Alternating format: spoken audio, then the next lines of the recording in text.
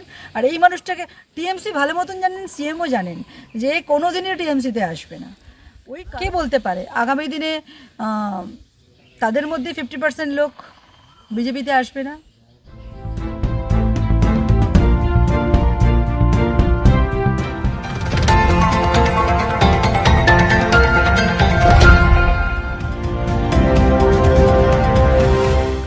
দিলীপ ঘোষকে নিয়ে দলের মধ্যে অযথাই বিতর্ক হচ্ছে।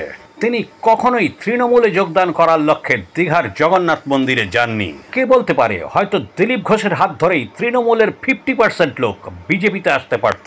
তাহলে আখেরে লাভের লাভ হতো বিজেপিরই। একান্ত সাক্ষাৎকারে এমনই ইঙ্গিত দিলেন দিলীপ ঘোষের স্ত্রী রিঙ্কু ঘোষ মজুমদার।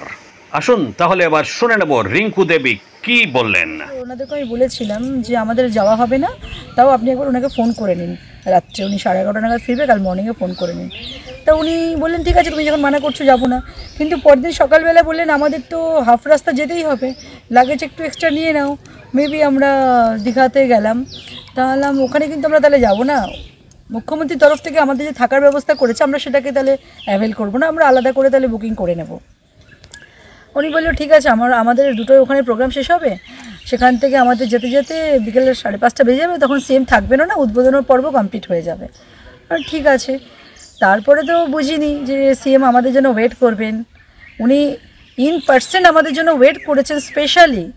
তারপরে আমাদের সাথে সৌজন্য খাতিরের পরে মন্দির দর্শনের পরে পাশে ওনাদের অফিস রুম আছে, সেখানে আমাদের ওনার যারা আইপিএস অফিসাররা ছিলেন ওনার অফিসিয়াল প্রোটোকলের মধ্যে, সিএমও অফিসে যে চিফ মিনিস্টার অফিসের লোকজনেরা ছিলেন, মিনিস্টাররা ছিল যারা আমাদেরকে ওয়েলকাম করে ভেতরে এন্ট্রি করিয়েছিলেন। তো সেখানে আমরা বসলাম, সৌজন্য খাতির হলো।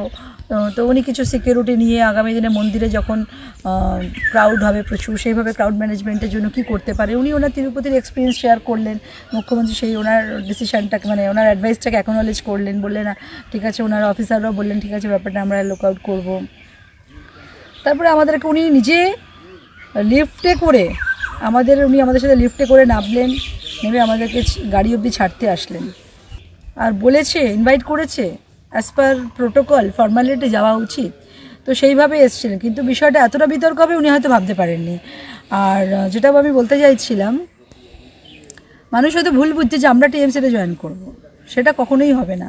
কারণ টিএমসির লোকেদেরকে কনভিন্স করেও তো উনি বিজেপিতে কনভার্ট করতে পারেন, এই জায়গাটা বুঝতে হবে। আর একটা বড় লিডারের সাথে বড় লিডারের কখনো তো আর ফাইট হয় না, ডিরেক্ট ফাইট হয় না, খুব ইন্টেলেকচুয়াল ফাইট হয়। ইন্টেলেকচুয়াল ফাইটেরগুলোরই পার্ট এটা, মানে আস্তে আস্তে তাকে তারিফ করা, তাকে সমবেদনা জানানো, তাকে সাইকোলজিক্যালি, তারপরে দেখা যায় আস্তে আস্তে আবার ওপরে উঠিয়ে যেটা হয় না, তারপরে তাকে কনভিন্স করে কনভার্ট করা যেতে পারে।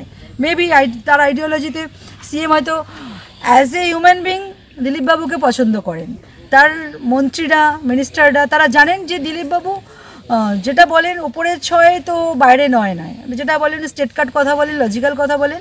আর এই মানুষটাকে টিএমসি ভালো মতন জানেন, সিএমও জানেন যে কোনো দিনই টিএমসিতে আসবে না। ওই কারণেই ওনাকে সবাই রেসপেক্ট করেন, ভালোবাসেন।